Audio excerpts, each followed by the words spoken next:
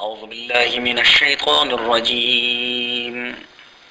بسم الله الرحمن الرحيم. إليه يرد علم الساعة وما تخرج من ثمرات من أكمامها وما تحمل من أنثى ولا تضع إلا بعلمه ويوم يناديهم أين شركائي قالوا آذناك ما منا من شهيد. 25ویں پارے سورہ حامیم سجدہ کے آخری رکوع کے یہ دوسرا حصہ ہے، اور یہ حصہ آیت نمبر 47 سے لے کر آیت نمبر 55 تا آخری صورت کے آیاتوں تک پہ مشتمل ہے۔ اس رکوع میں اللہ تبارک و تعالی اپنے علم کامل کا تذکرہ فرماتے ہوئے ارشاد فرماتا ہے کہ جو لوگ آپ صلی اللہ علیہ وآلہ وسلم سے قیامت کے واقع ہونے کے تاریخ کے متعلق پوچھتے ہیں کہ قیامت کب آئے گی، کس تاریخ کو آئے گی، تو اللہ تبارک و تعالی نے قیامت کے مقررہ وقت پر نازل ہونے کے علم کو اپنے پاس محفوظ رکھا ہے، اس لیے کہ اللہ تبارک و تعالی کے علم میں ہے کہ کون سا وقت قیامت کے رونما ہونے کے لیے زیادہ موزوں ہے۔ اللہ کے سوا یہ کوئی بھی نہیں جانتا۔ اللہ تبارک و تعالی فرماتے ہیں کہ میرا علم اتنا وسیع ہے کہ اس علم کی بنیاد پر یہ بات مجھے معلوم ہے کہ کون سا وقت قیامت کے رونمائی کے لیے زیادہ موزوں ہے، اس لیے کہ اللہ ہی جانتا ہے جو کچھ اس سارے کائنات میں ہے۔ اور جو لوگ اللہ تبارک و تعالی ایسے عظیم الشان اور جلیل القدر ذات کے ماننے کو چھوڑ کر اس کے ساتھ اوروں کو اپنے جھوٹے معبود بنا کر شریک قرار دیتے ہیں، جب قیامت کی وہ گھڑی آئے گی تو وہ سارے کے سارے پھر ان کو بھول جائیں گے۔ اللہ تبارک و تعالی نے آخری آیاتوں میں انسانوں سے گلہ بھی کیا ہے، اور اس گلے میں انسانوں کی کچھ کمزوریوں کو بھی بیان فرمایا ہے کہ انسان جو منکر ہے ان کا خصلت یہ ہے کہ جب اللہ تبارک و تعالی ان کو کوئی نعمت، دولت، عزت اور عافیت عطا فرماتے ہیں تو وہ ان میں اتنے مست ہو جاتے ہیں کہ وہ اپنے منعم حقیقی یعنی اللہ تبارک و تعالی کو بھول جاتے ہیں، اور بھولنا تو کیا، وہ اپنے اس منعم حقیقی کی نافرمانیاں کر جاتے ہیں، اور نافرمانیاں کرتے کرتے وہ ان سے دور ہو جاتے ہیں، اور اس سے اس کا تکبر اور غفلت بڑھ جاتی ہے، اور جب اس پر کوئی مصیبت آتی ہے تو پھر اللہ تبارک و تعالیٰ سے لمبی لمبی دعائیں مانگنا شروع کر لیتا ہے۔ اللہ تبارک و تعالیٰ کا ارشاد ہے الیہ یرد علم الساعہ، اسی کے طرف حوالہ ہے قیامت کا خبر۔ قیامت کب آئے گی؟ بڑے سے بڑا نبی اور فرشتہ بھی اس کے وقت کی تعین نہیں کر سکتا۔ جس سے دریافت کرو گے یہی کہے گا مل مسئول عنہا بعالم من السائل، مسلم شریف کی حدیث میں ہے۔ حضور نبی کریم صلی اللہ علیہ وسلم کی خدمت میں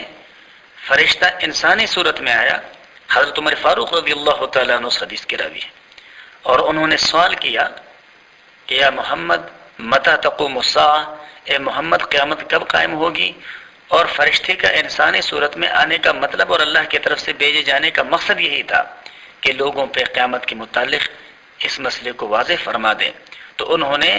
لوگوں کی موجودگی میں حضور نبی کریم صلی اللہ علیہ وسلم کے سامنے دوزانو ہو کر یہ سوال کیا کہ یا محمد متی تقوم الساعہ، اے محمد یہ بتلائیے کہ قیامت کب قائم ہوگی؟ تو حضور نبی کریم صلی اللہ علیہ وسلم نے فرمایا اس کے جواب میں کہ مل مسئول عنہا بعالم من السائل، کہ سوال کرنے والے سے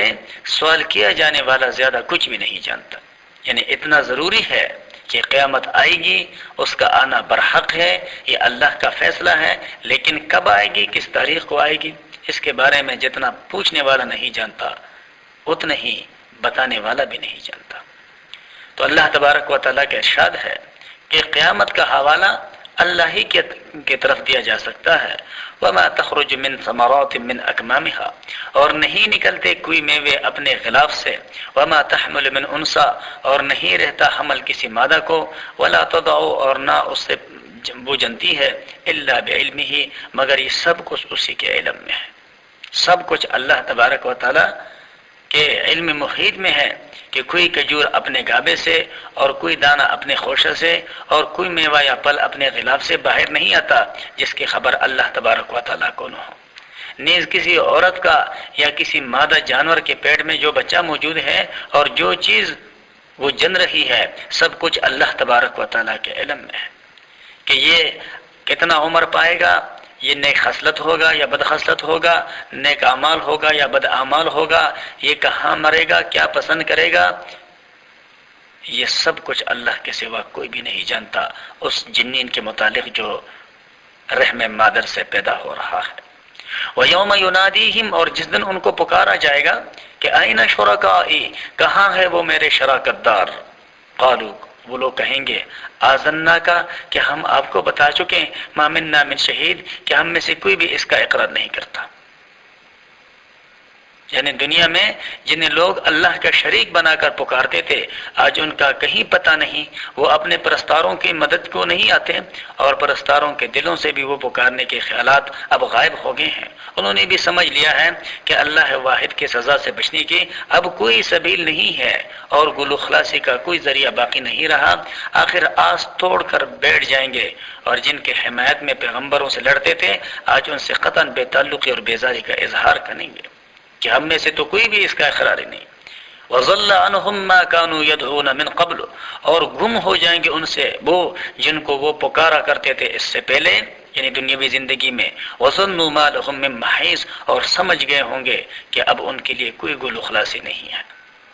لَا يَسْأَمُ الْإِنسَانُ مِنْ دُعَاءِ الْخَيْرِ، نہیں تکتا انسان اپنے لیے بھلائی کے دعاؤں کے مانگنے سے، لیکن وَإِن مَّسَّهُ الشَّرُّ، اور اگر لگ جائے اس کو کوئی برائی، فَيَئُوسٌ قَنُوطٌ، تو آس توڑ بیٹھ کر نا امید ہو جاتا ہے۔ اللہ تبارک و تعالیٰ سے لمبی لمبی دعائیں کرنا اگرچہ فی نفسی ہی یہ ایک پسندیدہ اور مستحسن عمل ہے، جسے کہ صحیح احادیث میں دعا کے آداب میں ذکر کیا گیا ہے کہ دعا میں الحاح، یکسوئی،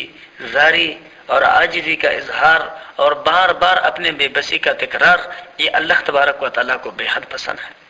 لیکن یہاں جس لمبی دعا کا ذکر ہے یہ ان لوگوں کا ہے جو اللہ کے ناشکر بندے ہیں، جن کے اللہ نے مذمت کی ہے کہ یہ اپنے فائدے کے لیے تو لمبے لمبے دعائیں کرتے نہیں تکتے، لیکن جب وہی اللہ جن سے یہ دعائیں کرتے ہیں ان پہ رحمتیں اور برکتیں کر دیتے ہیں تو یہ اللہ کے ان رحمتوں کو اللہ کے مخالفت میں استعمال کرنا شروع کر لیتے ہیں۔ وَلَئِنْ أَذَقْنَاهُ رَحْمَةً مِنَّا، اور اگر ہم چکائے ان کو کچھ مہربانی اپنے طرف سے، مِن بَعْدِ ضَرَّاءَ مَسَّتْهُ، اس تکلیف کے بعد جو اس کو پہنچی تھی، لَيَقُولَنَّ، تو ضرور کہہ اٹھتا ہے کہ ہَذَا لِي، یہی میرے لائق ہے، یعنی یہ میرا حق ہے۔ وَمَا أَظُنُّ السَّاعَةَ قَائِمَةً، اور جب ان سے کہا جاتا ہے کہ بے اللہ کی دی ہوئی ان نعمتوں سے اپنے آخرت کے لیے کچھ فائدہ اٹھا لو، تو کہتے ہیں جی کہ میرا خیال نہیں ہے کہ قیامت آئے گی، اور پھر وہ یہ بھی خوش فہمی میں رہتا ہے کہ وَلَئِن رُجِعْتُ إِلَىٰ رَبِّي، اور اگر میں چلا بھی گیا اپنے رب کی طرف تو إِنَّ لِي عِندَهُ لَلْحُسْنَىٰ، البتہ اس کے ہاں بھی میرے لیے ایسے ہی خوبیوں کا سامان ہوگا۔ اللہ کا ارشاد ہے فَلَنُنَبِّئَنَّ الَّذِينَ كَفَرُوا، سو جلد ہم خبر دیں گے ان لوگوں کو جو منکر ہے، بما عملوا، اس کا جو انہوں نے اعمال کیے، وَلَنُذِيقَنَّهُم مِّنْ عَذَابٍ غَلِيظٍ، اور ہم ضرور چکائیں گے ان کو ایک گاڑا قسم کا عذاب، یعنی سخت قسم کا عذاب۔ اللہ تبارک و تعالیٰ کے ہاں راحت کا سامان کن کے لیے ہے؟ یہ انہی کے لیے ہے کہ جنہوں نے دنیاوی زندگی میں اللہ کے نعمتوں کو اللہ کے حکموں کے مطابق استعمال کیا۔ محض خیالات سے اور تصورات سے اللہ کے ہاں کوئی خوشحالی حاصل نہیں کی جا سکتی۔ حضرت علی رضی اللہ تعالیٰ عنہ فرماتے ہیں کہ دنیا کی خوشحالی موقوف ہے انسان کے محنت پر، کوششوں پر، تگ و دو پر، اور آخرت کی خوشحالی موقوف ہے انسان کے اچھے اعمال پر۔ وَإِذَا أَنْعَمْنَا عَلَى الْإِنسَانِ أَعْرَضَ، اور جب ہم نعمتیں کرتے ہیں انسان پر تو وہ اعراض کر لیتا ہے، وَنَأَىٰ بِجَانِبِهِ، اور ہم سے اپنے کروٹ کو بدل لیتا ہے۔ وَإِذَا مَسَّهُ الشَّرُّ، اور جب لگے اس کو برائی، فَذُو دُعَاءٍ عَرِيضٍ، تو لگے لمبی چوڑے دعاؤں میں۔ قل کہہ دیجیے ارأیتم، یہ بتلاؤ تم، ان کان من عند اللہ، اگر یہ سب کچھ اللہ ہی کی طرف سے ہے، ثم کفرتم به، پھر بھی تم نے اس کا انکار کیا، یعنی اس کا شکر نہیں کیا، تو من اضل ممن ہوا فی شقاق بعید، کون بڑھ کر گمراہ ہو سکتا ہے اس سے جو اللہ تبارک و تعالیٰ کی مخالفت میں بہت دور چلا گیا ہو۔ اللہ کا ارشاد ہے سنریہم آیاتنا فی الآفاق، ہم دکھلائیں گے ان کو کچھ نمونے اپنے قدرتوں کے دنیا میں، وفی انفسہم، اور خود ان کے جانوں میں، حتی یتبین لہم انہ